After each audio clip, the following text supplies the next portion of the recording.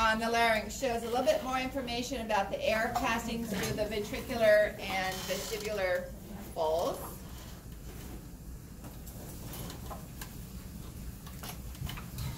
So it's just going through the parts of the larynx here. So when we talk about the muscle contraction in a minute, I'm showing you here because I want to show you the ventricular and vestibular folds, but this was reviewing those components. So here are the true vocal ligaments. So I want you to use true and false, not just vocal. Okay, so I know for sure you know which one you're talking about. And we'll talk about the muscles in a moment. But you can see how they pull the aeruginoid and bring the vocal ligaments closer together or farther apart. So this is what I was paying attention to here. So you can see how the air moves through.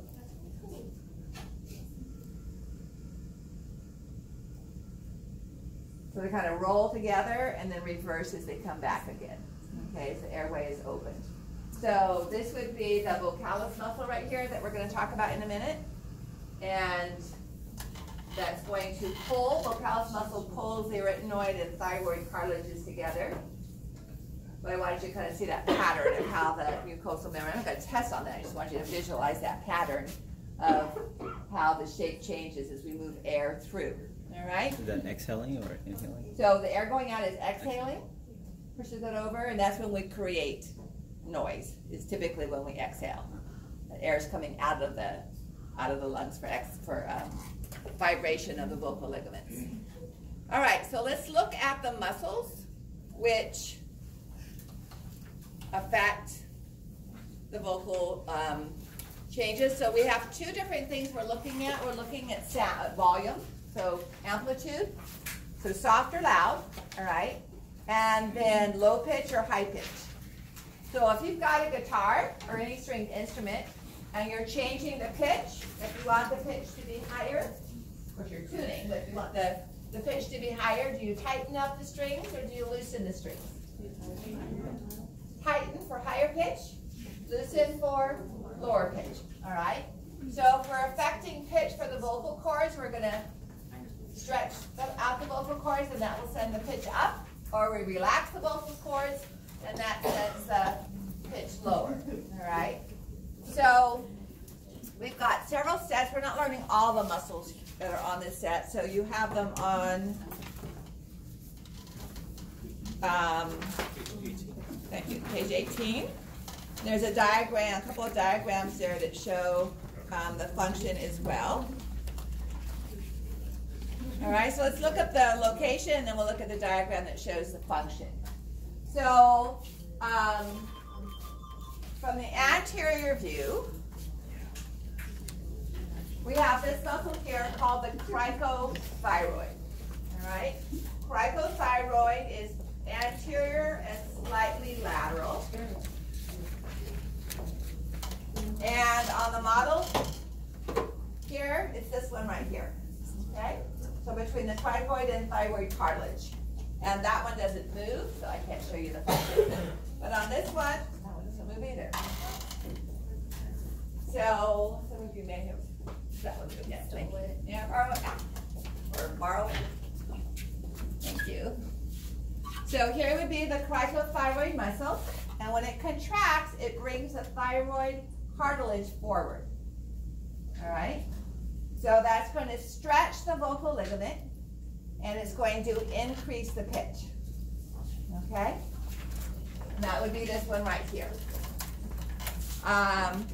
Posterior cricoarytenoid. It used to be called posterior cricothyroid, but it doesn't even attach to the thyroid. So if we turn it in the back, this is posterior cricoarytenoid. So it's coming from the cricoid cartilage and attaching to the side here of the arytenoid cartilage. All right, so posterior on the back, cricoarytenoid. So that would be this one right here. Okay, posterior cricoarytenoid. And if we look, well, we'll write it up in the word, then we'll come back and look at functions.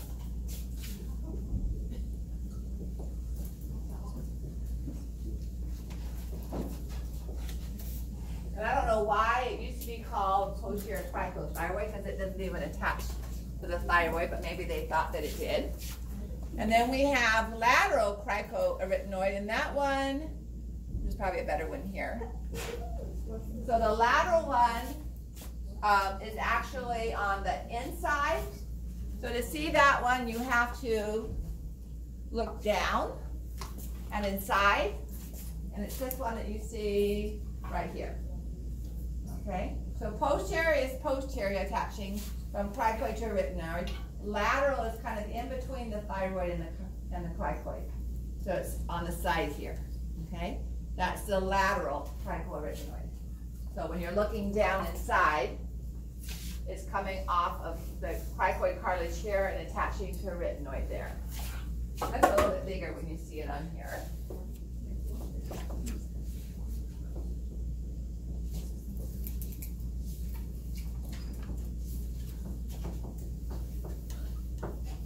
Okay, and then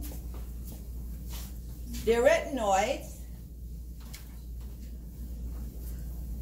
they kind of form like a fence or a barn door here. So the transverse go transversely and the obliques go obliquely. All right? So we have the arytenoid, and they have the same function. So we have arytenoids. This is the one that we saw filling in the gap between the two arytenoid cartilages. So we have transverse, and its fibers are oriented like that. And then superficial to that, we have oblique, and its fibers form an X, superficial to the transverse. Okay? And then the last ones on that are vocalis. And vocalis runs, surrounds, and covers the vocal ligaments. So, looking down inside, these here that are found right over the vocal ligaments. There's some more others that are lateral. The more medial ones are the vocalis. They are going to be the opposite of cricothyroid. So cricothyroid pull the thyroid cartilage forward and stretch out the muscle. Vocalis, which you can see right here in the midline, those are going to pull thyroid and arytenoid together and decrease the tension. The vocalis is going to lower the pitch, and the cricothyroid, here you go, is going to increase the pitch. Okay, so let me put vocalis up here.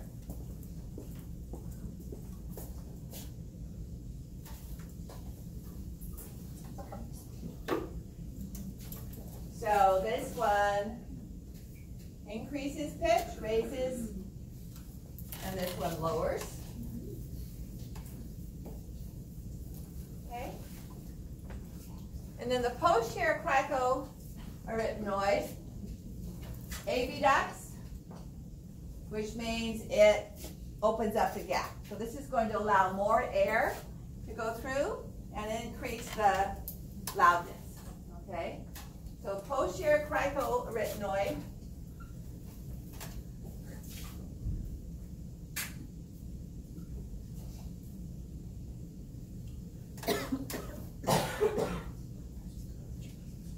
and then the lateral and the arytenoids closing.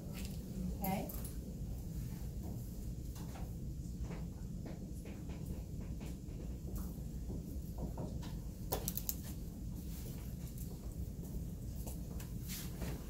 Okay, so both of these are going to close.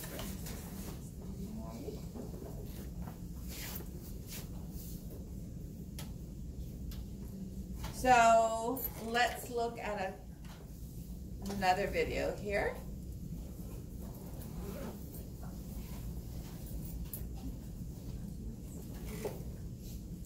So these are the vocal ligaments, and that's what we mean by abduction. All right, so now I need to, for the next video, I need to have the sound on.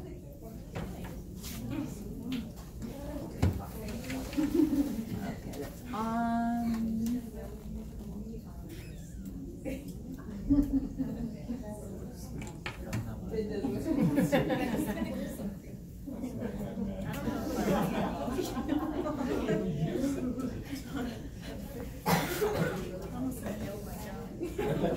I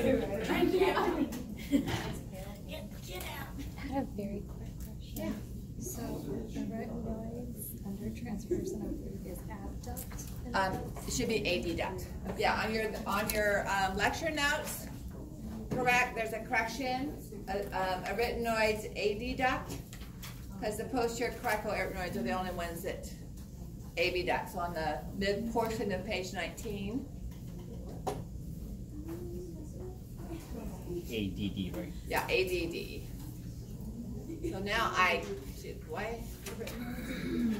So the only thing that AB ducts is the posterior. All right, so I really want this one to work for sound, and the power is on.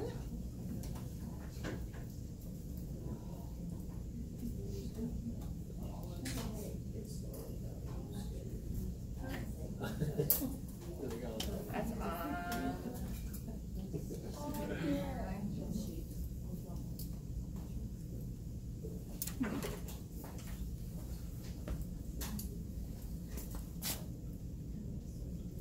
Should need those speakers. Should come through. Probably it's something that's not plugged in, and I have no idea. That's on. So if this doesn't work, I'll plug it in. So what this is a choral singing. I have no idea what this does. Looks like little bird beaks. So I have no idea how to get this to work, but I'll.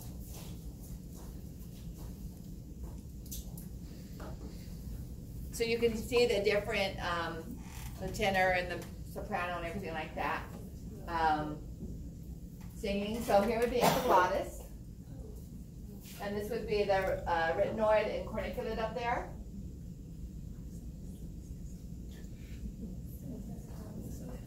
So I'll post this online, and then you can listen to it, because it's cool to see the. And I can imagine trying to sing with something down your throat, taking a picture of it. Okay. Don't they look like little bird beaks? And if Jeff is around, I'll have him check my volume thing, and we'll look at that. All right, so question 6. Which of the following muscles functions to increase the pitch of the voice? Oh, don't I have really high like this? Is that a really, really, really low?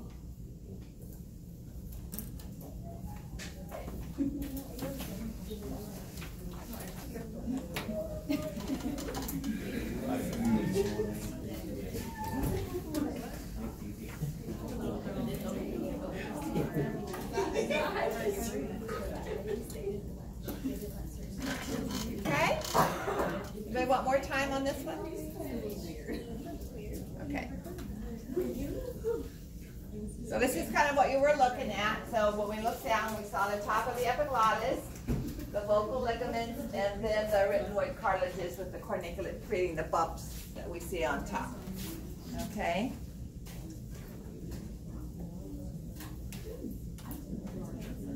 So the nerve that innervates the larynx is the vagus nerve.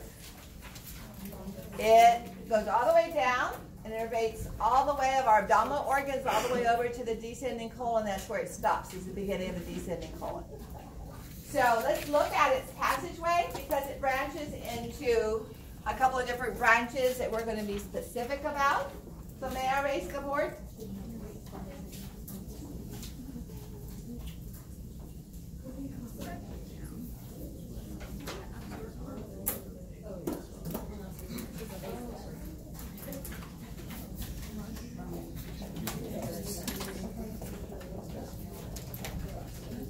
So vagus nerve comes out of the jugular foramen of the skull.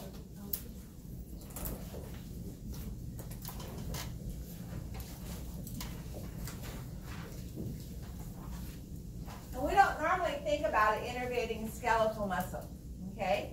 But it does. It innervates the constrictor muscles. It innervates the esophagus, which is both skeletal and smooth. And so as it descends down on its way to the heart and the organs in the respiratory system, it gives off a branch that goes towards the larynx. So we've got vagus. And this branch is called the superior laryngeal nerve.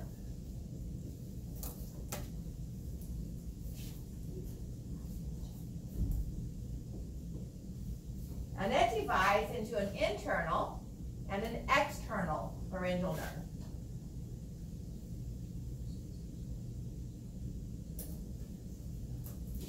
Internal laryngeal nerve is sensory only.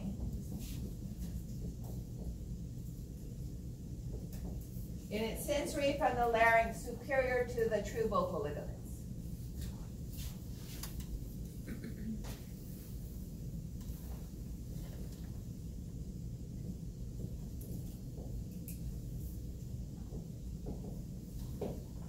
Okay, but no motor. So it pierces the thyrohyoid ligament here between the hyoid bone and the thyroid cartilage. So on this model, it would be this one right here, in the opening that you see right there. It's for the internal laryngeal nerve. It's going to go inside and provide sensory information. So we have pseudo-unipolar neurons carrying information away from the epiglottis, away from the region of the larynx, superior to the vocal ligaments. This nerve here is the external laryngeal nerve, and it's motor only. It's motor from the cricothyroid muscle. One muscle only, or motor 2 rather. So motor 2, cricothyroid. Whoops, let me write down the name of it first.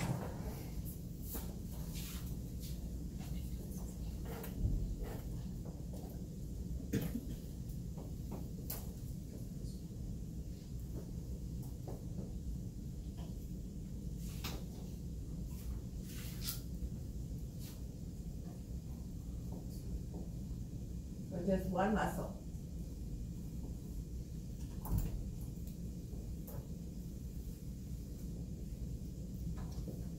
Okay.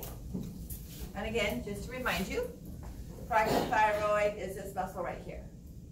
Okay, the one that tilts the thyroid cartilage down and away from the arytenoid. Then, the rest of vagus heads down the side of the neck to the respiratory cavity and the abdominal cavity.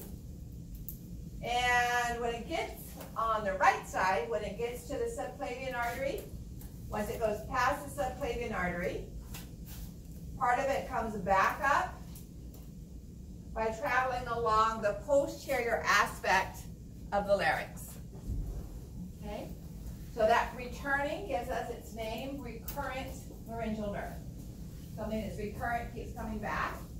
And so the laryngeal nerve is recurrent or returning to the larynx. And so this nerve on the posterior aspect of the trachea is the recurrent laryngeal nerve. And this one is both motor and sensory, all right? So it's sensory to below the vocal ligaments and motor to all those other muscles that we wrote up on the board. So recurrent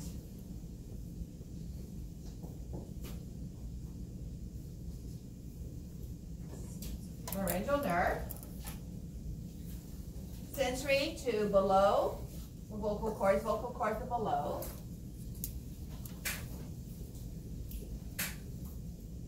True, vocal cords.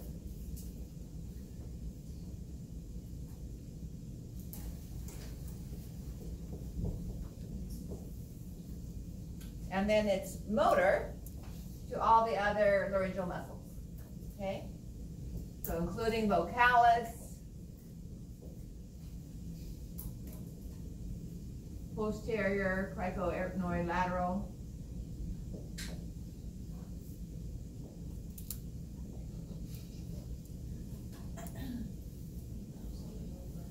Okay. Now, remember I said it went around the subclavian? On the left side, do I show it? On the left side of the chest cavity, it goes a little bit farther inferior and actually goes around the arch of the aorta. So not just the subclavian, but goes a little farther to the arch of the aorta and then comes back up. So we had she retired quite a few years ago, but one of our lab techs' mother had a 10 centimeter aortic aneurysm in the arch of her aorta. 10 centimeters is a little less than 5 inches, 2.5 centimeters per inch, so about 3.5 to 4 inch diameter aortic aneurysm. So that's down the chest. So usually the first sign of that is hoarseness.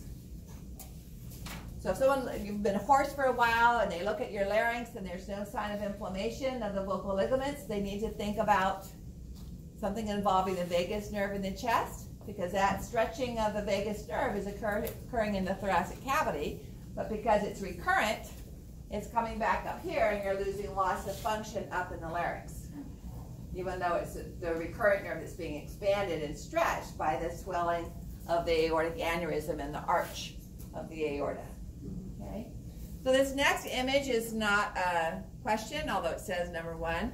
Just wanted to show you. So on this diagram, we have the number 1 would be superior laryngeal nerve. Number 3 would be the internal. This one is external, number 4. And this one is recurrent. This is the esophagus. This would be our inferior constrictor coming from thyroid and cricoid. And that number 2 would be the middle constrictor coming from the hyoid. Okay? So question the nerve 3 is showing the internal laryngeal. And so that would be A, providing sensory function above the true vocal cords. Okay? All right, so now we're ready to move into the lower respiratory tract. Remember we said when we talk about upper and lower as an anatomical separation, we include larynx with upper, so laryngitis, hoarseness would be an upper respiratory tract, and now that we're below that, we're at the lower respiratory tract. So our functional division, if you remember, was conducting zone versus respiratory zone. All right, so here we have the trachea, still conduction. We move into the trachea, into bronchi, and then bronchioles. And finally, as soon as we see one of the alveoli, that's our first time that we can call anything a respiratory zone. It might just be 1 or 2 before we actually get to a cluster of alveoli, but as soon as we see our first one of these alveoli, we're in the respiratory zone. Okay? Skip over this here. All right. So we're going to be looking at a sheath pluck on Thursday. And a sheath pluck is the trachea, the bronchi, the lungs, period. But it also comes with the heart. And usually the heart includes the pericardium, the parietal pericardium, which we couldn't get when we dissected the heart. But in our sheath pluck, for some reason, it comes with that. Anybody Scottish here? Anybody make haggis? The lungs are often included with a mixture of oatmeals and other stuff in the Scottish delicacy of haggis. I've never eaten it, but so the tissue can be used for that. Usually the liver, the gallbladder, and some diaphragm muscle. Okay? And we will suspend the trachea from a chemistry tube wrap and put a glass tube inside it, and then with an ambu bag, push air into the lungs and watch the lungs expand, which works really well. In Sac State, we used to do it with the connection to the airway, so our gas plumbing had air flowing in there, and you could really expand those lungs. We've been using the ambu bags at my request for the last 20 years, although some people use a motor on it too, because the 3rd or 4th time I did this, one of the things we'll see about the lung tissue on Wednesday is the lung tissue is elastic. So when you push air into it, it recoils and returns, and that helps to push the air out. We don't have to pull the ribs down for that to happen, okay? So I'm blowing into this sterile glass tube, expanding the sheep lungs with air. Didn't quite get my mouth away fast enough and got a mouthful of mucus and bloody mucus and all of that from the sheep, and I was like, okay, this would be gross for someone who's not a vegetarian, but just this, no, I'm not doing this ever again. So now we started with so we've been doing the ambu bags ever since and compressing the air into it. It also makes it really fun because we can use the plastic bags to represent pleura, the parietal pleura, and we'll explore what a pneumothorax is, okay, and how that's created. So as we follow the trachea down, we're going to look now at some of the histology, okay? You're welcome to look at the microscope slides, although I don't require that. We're going to look at images of it because our microscope slides, you're not going to see all the structures and it's harder to understand what we're looking at. So as long as you can understand the images online, that will be our histology. So when we look at the trachea, it divides outside the heart to form a right bronchus and a left bronchus. The purpose of the cartilage is to keep the airways open, so we don't have to use so much muscular function to push air in and push air out, all right? As we move deeper into the lungs, we'll notice that the cartilage changes from being C-shaped to little foot plates, going all the way around, and as we move from the bronchi into the bronchioles, we lose cartilage completely. So similar to the lymphatic organs, where I wanted you for the exam to be able to identify the presence of smooth muscle in the capsule means it's the spleen. Crypts means it's the tonsils. Afferent lymphatics means it's a lymph node, okay? So if I give you characteristics, be able to identify whether it's the trachea or a primary bronchus or a secondary bronchus or a bronchial, and we'll go through those characteristics. So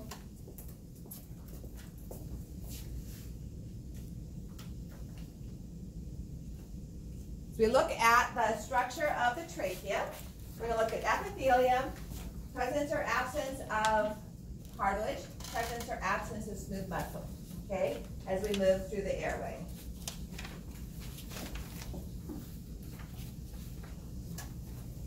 And diameter may not necessarily be proportionate to size, because I want to draw it big enough to give you an idea. So first of all, this is the esophagus. All right, and it's posterior to the trachea. It's a big clue that we're looking at the trachea and not the primary bronchi, because the primary bronchi, and by primary those are the first branches off of the trachea, look exactly the same as the trachea histologically. All right, so here's the trachea, and these first two branches are primary bronchi. You can see that they have muscle in the back just like the trachea does. So a cross-section of either of those is going to, you won't know the difference, except for the presence of the esophagus. The esophagus doesn't split and go into the lungs. So our epithelial lining, lumen is the airway. All right, so lumen is the open space. That's where the air is going to be. And our epithelium is our respiratory epithelium. So this, I'm not going to draw it all the way around. This is our pseudostratified cuboidal epithelium. All right, pseudostratified columnar. Same as we saw in the nasal cavity and the nasal pharynx.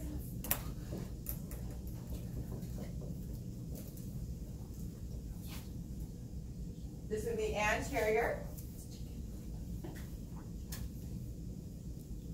This would be posterior, where the esophagus would be. And we have cartilage, hyaline cartilage, all right? The cartilage is C-shaped, so open in the back. I can have a brighter green here.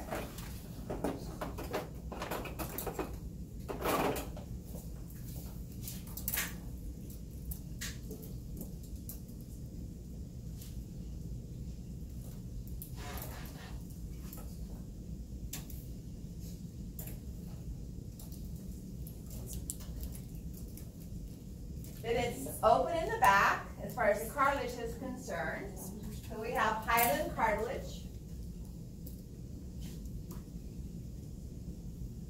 And the cartilage for all of our airways that have cartilage is going to be hyaline. All right? In a C, continuous C, but open in the back. Continuous means it's one piece. In the back, to provide room for the bulging when you swallow food. All right, it's not always a liquid. Sometimes it creates a swelling like an elephant, a python that swallowed an elephant. All right, so if that was stiff there in cartilage, it would be difficult. It'd be like swallowing a huge pill every time you swallow. So this space in here is filled in with smooth muscle and is oriented horizontally. Okay? And that is called the trachealis muscle. It's not often we name a smooth muscle, but in this case we do. And so this is known as the trachealis muscle. Also innervated by the vagus nerve. Okay, just because it's smooth, it's still going to be innervated by the vagus nerve. All right? So I wrote this up for the trachea, but / primary bronchi. They'll look exactly the same. Now when we do the sheath lung, after we do the playing with the lungs and pushing air in and out and everything, you're welcome to dissect it and open up the trachea and move down into the lung tissue. It's not a requirement, but if you want to do that, bring your goggles and gloves and stuff, closed-toed shoes. All right. When we look at the airway, the right bronchus is more vertical and larger in diameter. Okay. So when someone inhales something, it's more often to end up in the right bronchus. Let me actually make that smaller diameter.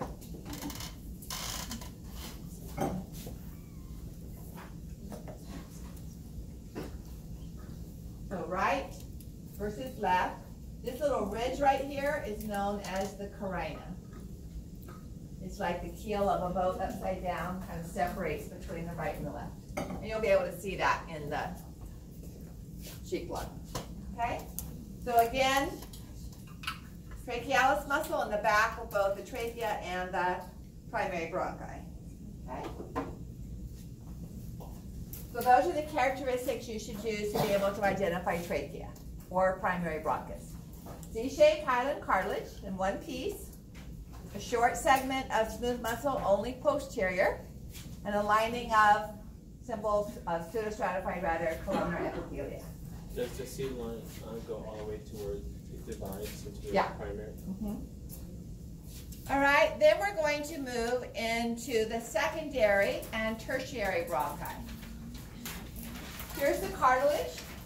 It's sometimes hard to pick up, so I will tell you if there's cartilage present, okay? I won't make you decide while you're looking at it. So bronchus, when we talk about this, we're talking about past primary. So secondary or tertiary bronchi. This primary is going to look like the trachea. So secondary or tertiary bronchi. Now, when we first move into the secondary bronchi, it's still going to have pseudostratified columnar epithelia, but that's not its characteristic epithelium. As we move deeper, it's going to switch over. All of tertiary is going to be simple columnar epithelia. All right, so we're getting less and less complicated. So our epithelia now is simple columnar. Okay.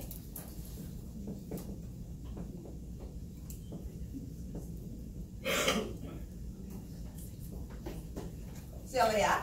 There's still microvilli. I mean, there's always microvilli, but cilia. Both of these would have goblet cells to make the mucus. Okay. And the smooth muscle now is all the way around.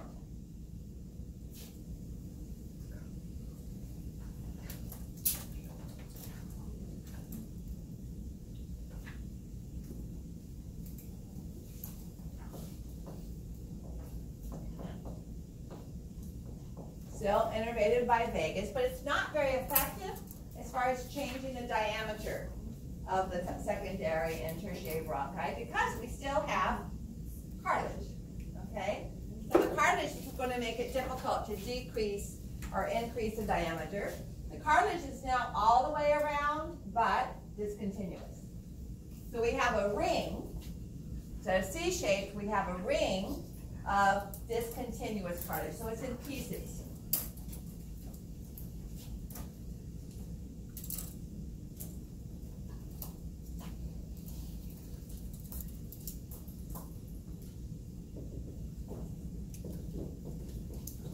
These dots are the chondrocytes, in case you've forgotten what cartilage looks like. So we have a ring of discontinuous, meaning pieces of cartilage and not one circular component.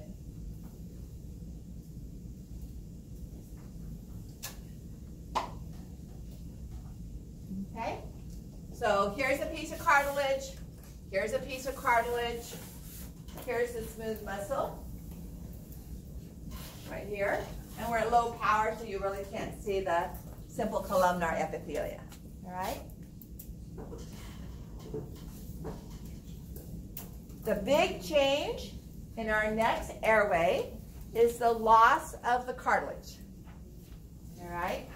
So we're going to step from simple columnar to simple cuboidal for epithelium, and we're going to lose all of the cartilage. And that's what brings us to the bronchiole. So here's a bronchiole. We'll discuss what terminal and respiratory bronchioles are in just a moment. This is a blood vessel right here. All right, so may I erase the trachea and secondary and tertiary bronchi? Make sure you guys have those characteristics down. So simple columnar, not cuboidal. Right. Simple cuboidals in our bronchiole. I misspoke when I changed it, but you may not have heard me change that. Okay? So we're going to have a simple cuboidal epithelia. We're going to have smooth muscle, but we're going to have no cartilage. All right? So may I erase this now? Okay.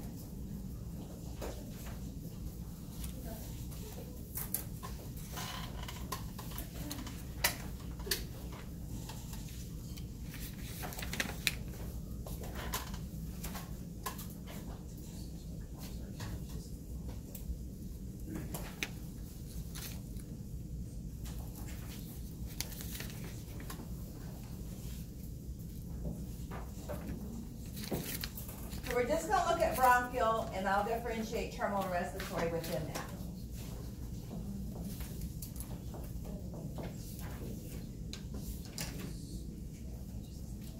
Whoa, today is not my day.